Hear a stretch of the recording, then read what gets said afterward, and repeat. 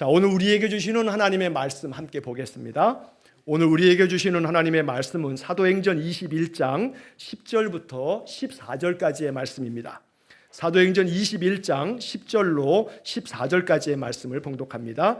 여러 날 머물러 있더니 아가보라 하는 한 선지자가 유대로부터 내려와 우리에게 와서 바울의 띠를 가져다가 자기 수족을 잡아매고 말하기를 성령이 말씀하시되 예루살렘에서 유대인들이 이같이 이 띠 임자를 결박하여 이방인의 손에 넘겨주리라 하거늘 우리가 그 말을 듣고 그곳 사람들과 더불어 바울에게 예루살렘으로 올라가지 말라 권하니 바울이 대답하되 여러분이 어찌하여 울어 내 마음을 상하게 하느냐 나는 주 예수의 이름을 위하여 결박당할 뿐 아니라 예루살렘에서 죽을 것도 각오하였노라 하니 그가 권함을 받지 아니하므로 우리가 주의 뜻대로 이루어지이다 하고 그쳤노라. 아멘. 자, 옆에 분에게 한번 이렇게 한번 인사합시다. 하나님으로 인해 마음껏 기쁘세요 하고 한번 축복하겠습니다. 하나님으로 인해 마음껏 기쁘세요. 기쁘세요. 네. 여러분, 기뻐하라는 말씀은요 덕담이 아니고 또 그렇게 하라고 하는 그런 권유가 아니고 명령임을 잊지 마셔야 돼요. 항상 기뻐하라, 이거는요 권유형 문장이 아니에요. 명령의 명령. 항상 하나님으로 인하여 주님으로 인하여 기쁘게 그렇게 명령 수행하시기를 간절히 축복합니다. 자, 한 번 더 옆에 있는 분에게 작은 일에도 감사하며 삽시다 하고 한번 얘기해 주세요. 작은 일에도 감사하며 삽시다. 사실은 행복은 다른 데 있지 않아요. 행복은 감사하면 찾아와요. 자꾸 다른 거 뭐가 이렇게 주어져야 행복할 줄로 생각하지 마요. 그거 착각이에요. 그 아무리 주어져 봐야 쌓이면 더 쌓일 것만 바라지 이게 행복하지 않아요. 행복은 감사에서부터 온다. 감사가 행복의 절대적 조건이에요. 여러분 그거 믿으셔야 돼요. 그러니까 늘 감사함을 통해서 작은 것에 감사함을 통해서 행복한 삶을 누리시기를 간절히 축복합니다. 자, 오늘 우리가 이제 말씀 나눌 이야기는 제가 오늘 제목을 좀 고상하게 정해봤어요. 바울의 해석과 결정.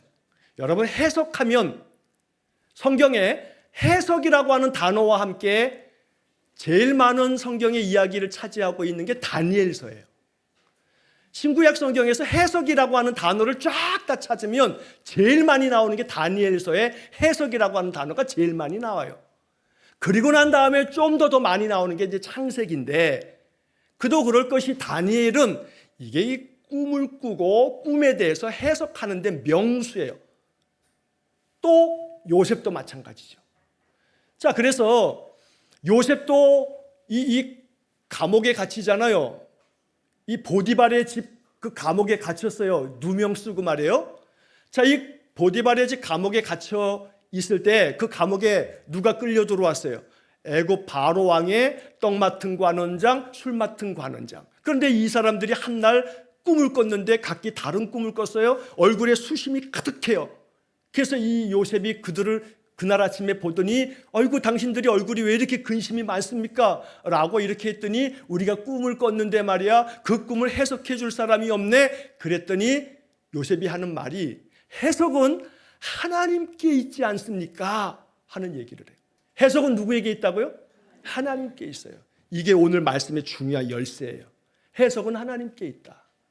해석 내 마음대로 하지 말라 이 말이에요. 하나님께서 해석해 주는 대로 하나님이 내 마음속에 해석해 주는 대로 인생을 살아가면 여기에 참 인생에 이 복된 길이 있고 하나님이 그런 사람들을 통해서 하나님의 뜻을 이루시는 거예요. 바울도 마찬가지. 바울이 자신의 인생의 삶에서 중요한 어떤 고비에 중요한 그 고비를 지나가면서 자칫하면 인간적으로 해석할 수 있는 상황들이 있었어요. 근데 그렇게 해석하지 아니하고 요셉이 말한 것처럼 해석은 하나님께 있다. 아마도 저는 추측해요. 이 바울이 유대교의 열심이었던 율법에 정통한 가말리엘에게서 배웠던 아주 학자 중에 학자거든요, 바울이. 그래서 창세기의 요셉의 이야기를 몰랐을 리가 없어요. 요셉에게서 그 창세기의 이야기를 읽으면서 바울은 아마 이 말씀을 깊이 머릿속에 각인하고 있었을 거예요. 해석은 하나님께 있다. 지금 상황을 내 마음대로 해석하면 안 돼. 이 해석은 하나님께 있어 하고 하나님께 물어봤을 거예요. 어떤 상황이냐면 바울이 2차 선교 사역을 쫙 다니다가 빌립보에 이르렀을 때 그 빌립보는 유럽으로 가는, 지금도 이 동유럽의 끝이 이제 그 빌립보 지역에 가서 복음을 전하다가 바울이 감옥에 갇혔잖아요. 자, 감옥에 갇히면서 한밤중에도 찬송하고 기도하고 막 그랬어요. 바울과 실라가. 그러던 중에 우리가 사도행전에서 읽었던 얘기예요. 사도행전 16장에 나왔던 얘기죠. 그런데 그 한밤중에 막 지진이 나면서 우리 지난주에도 지진이 나왔어요. 그죠? 무한의 지진이 나가지고 그 근방에 있는 분들은 깜짝 놀랐죠. 자, 이렇게 지진이 나면서 땅이 갈라지는데 옥문도 열리고 창고도 풀리고 왔다구나. 도망칠 기회가 왔다. 옥문을 누가 열어줬어요? 하나님이 열어주셨네. 묶였던 그 발에 차여져 있는 쇠사슬의 착고도 다 풀렸어요. 아니, 지진이 나는 것하고 착고가 풀리는 것하고 무슨 상관이 있어요? 옥문은 열린다 쳐, 지진 때문에. 발의 착고까지 풀렸어. 그러면 대번에 어떻게 해석할 수 있어요? 하나님이 날 구해주셨네. 도망치라고.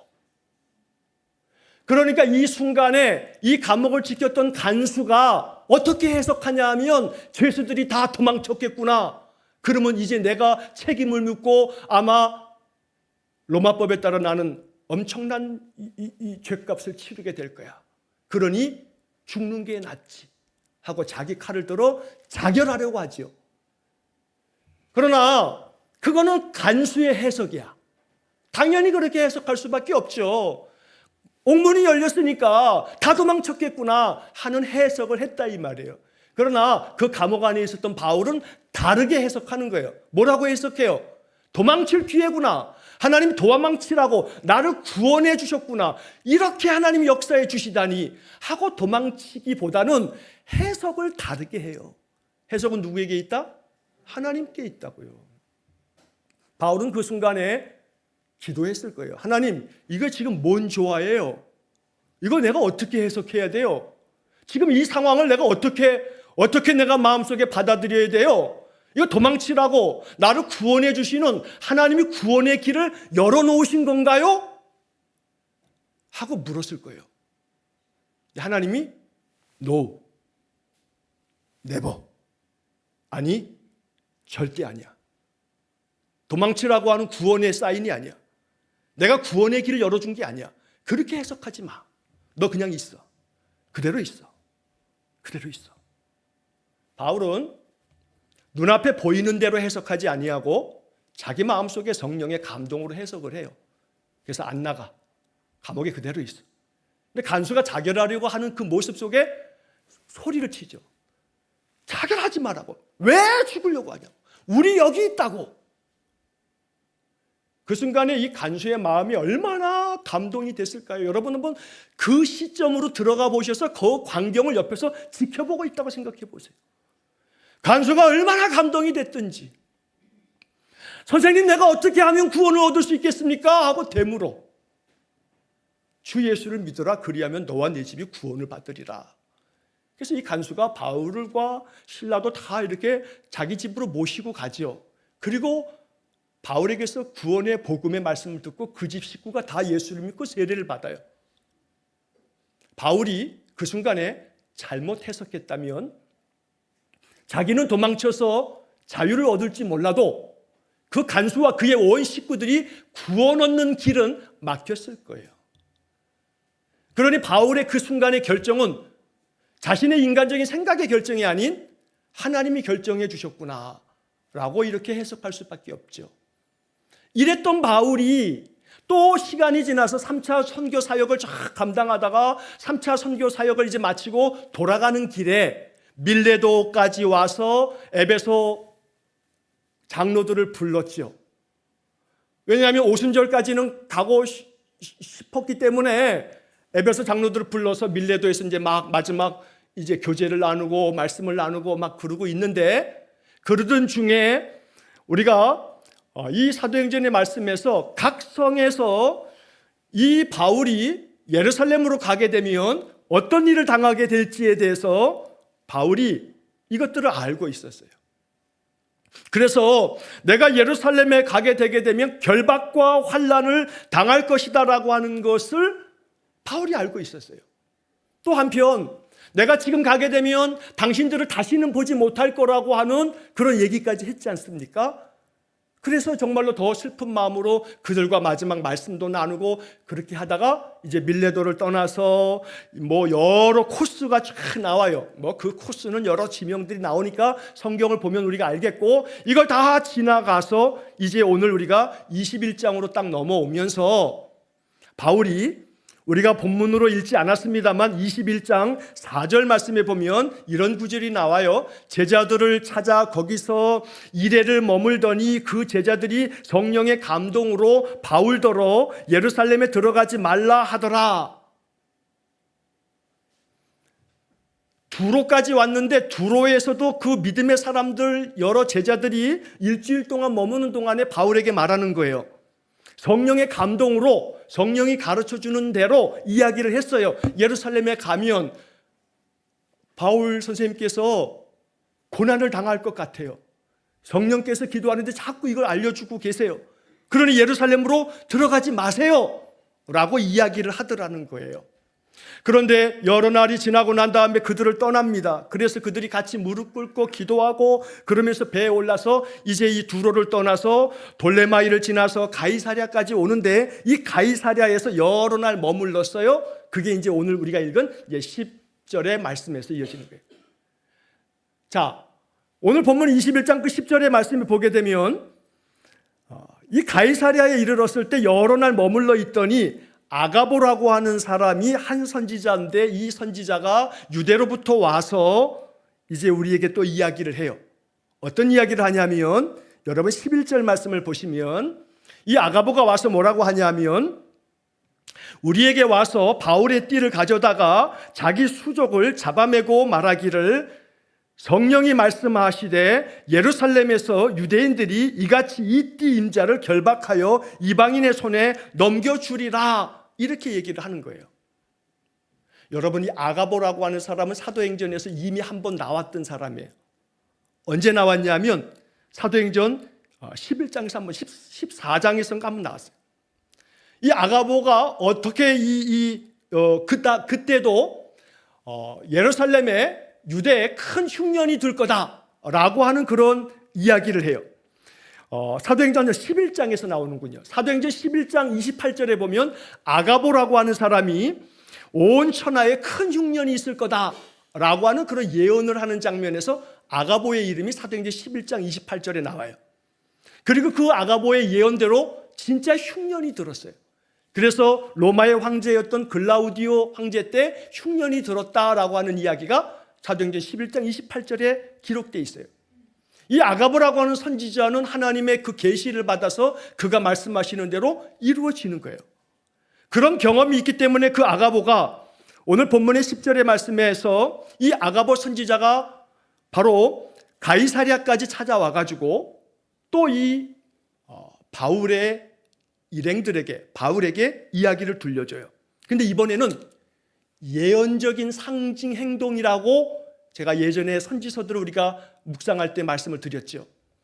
선지자가 어떤 행동을 해요. 근데 이 행동은 상징적인 의미가 있어요. 앞으로 되어질 일들에 대한 하나님의 계시를 받고 예언을 하는데 상징적인 어떤 행동을 한다 이 말이에요. 근데 이 아가보가 어떤 행동을 하냐면 바울의 그 띠를 가져다가 자기의 수족을 잡아매면서 그러면서 말하기를 이렇게 이 띠의 임자가 예루살렘에 가게 되면 유대인들에게 결박을 당할 거다. 그래서 이방인의 손에 넘겨지게 될 거다 라고 하는 예언의 모습을 보여주고 있었던 겁니다. 자, 그러면 바울은 이걸 또 이제 어떻게 해석해야 돼요? 분명히 두로에서 일주일 동안 머물 때에도 거기에 있었던 성도들이, 제자들이 우리 지금 4절의 말씀에서 본 것처럼 성령의 감동으로 바울더러 예루살렘에 들어가지 말라라고 이렇게 이야기를 했어요. 이미 앞에서 우리가 그 20장에서도 바울이 여러 성을 다닐 때마다 예루살렘으로 가지 말라는 권면들을 자꾸 들었어요. 바울도 알아요. 예루살렘에 가면 자기가 결박과 환난을 당할 것을 자기도 알고 있어요. 그런데 아주 구체적으로 아가보 선지자가 예언의 말씀으로 행동까지 보여주면서 바울이 예루살렘에 가면 환난을 당할 거라고, 결박당할 거라고 하는 이야기를 들려주고 있는 거예요. 자, 이쯤 되게 되면 사람들의 마음속에는 어떤 마음이 드냐 하면 가면 안 돼. 하나님 미리 알려주시는 거야. 하나님께서 이 예루살렘에 가면 바울이 결박당해 어떤 고초를 겪고 어쩌면 죽을지도 몰라. 이러한 상황이 됐어요. 그러니까 오늘 본문의 12절 말씀을 한번 보겠습니다. 12절에 이런 이야기가 나와요. 우리가 그 말을 듣고 그곳 사람들과 더불어 바울에게 예루살렘으로 올라가지 말라 권하니, 바울을 제외하고 모든 그 옆에 있었던 사람들은 다 하나같이 지금 이 아가보 선지자의 예언의 말씀을 어떻게 해석했냐 하면 예루살렘에 가지 말라. 가지 말라고 해석하는 거예요.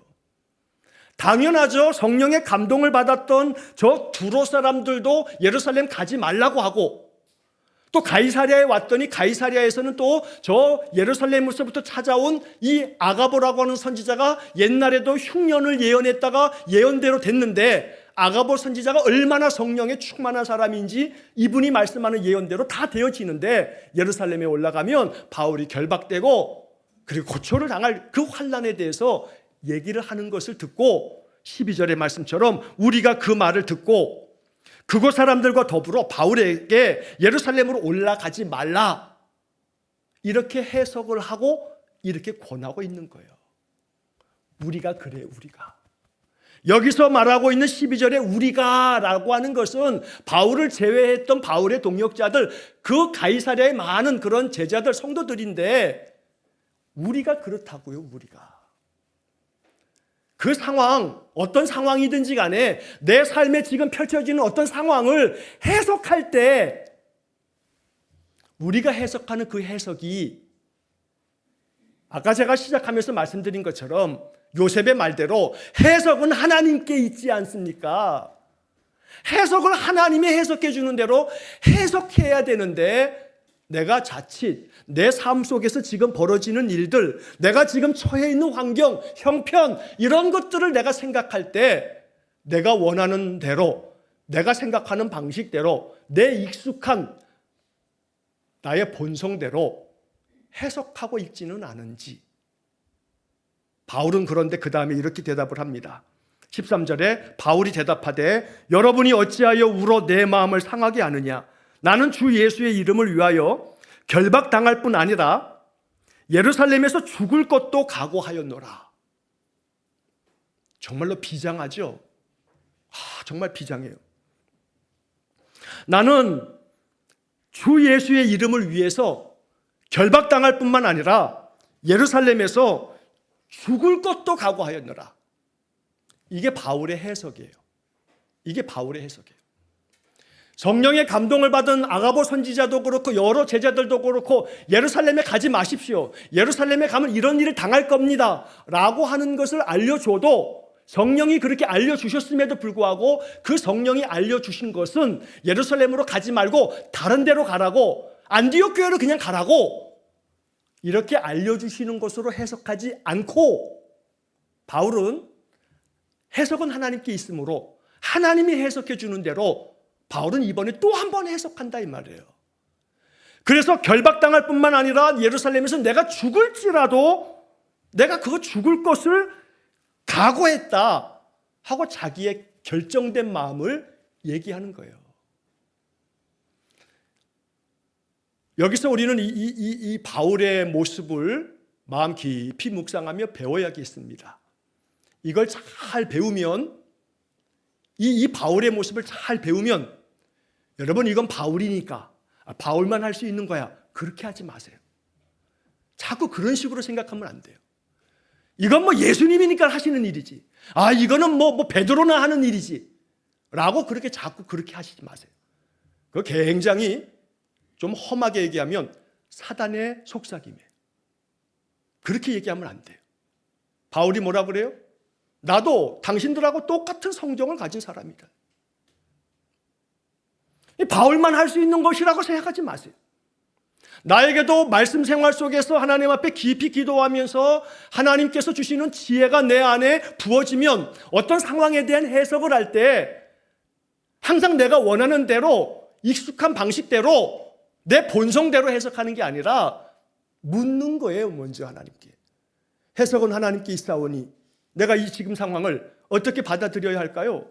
내가 이 상황에서 어떻게 대처해 가야 할까요? 하나님, 하나님의 마음을 알려주세요. 하고 기도하면서 일을 감당해 가시는 거예요. 여러분, 그러다 보면 어느 한순간에 중요한 때에 정말로 하나님이 해석해 준 대로 내 마음에 감동이 돼서 사람들은 다 이렇게 하라고 하는데 나는 아니야, 그게 아닌 거야.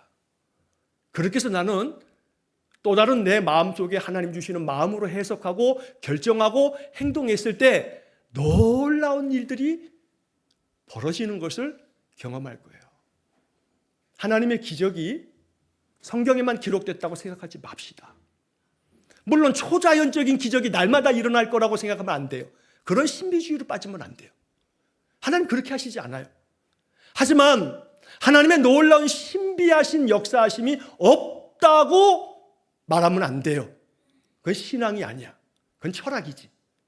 우리의 신앙은 전지전능하신 하나님이 신실한 믿음의 사람을 통해서 역사하시는 신비가 있어요.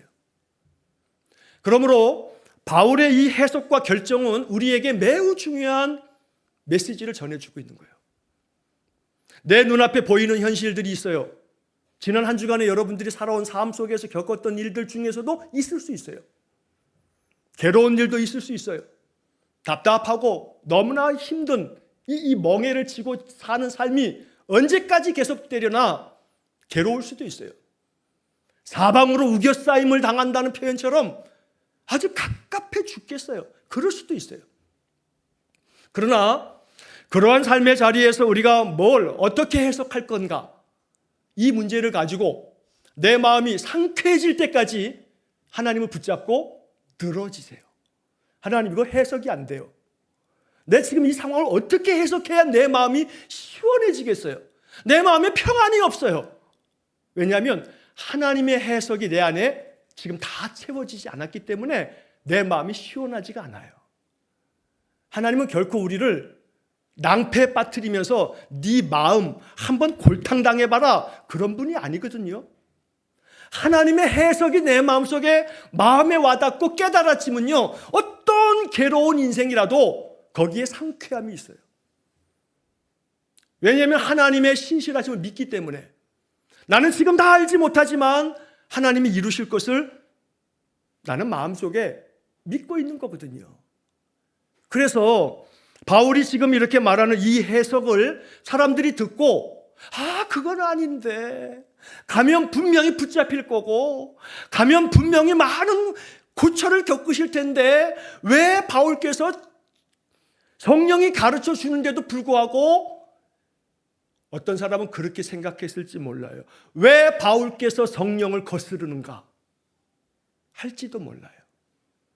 그러나 그건 성령을 거스름이 아니었던 거죠.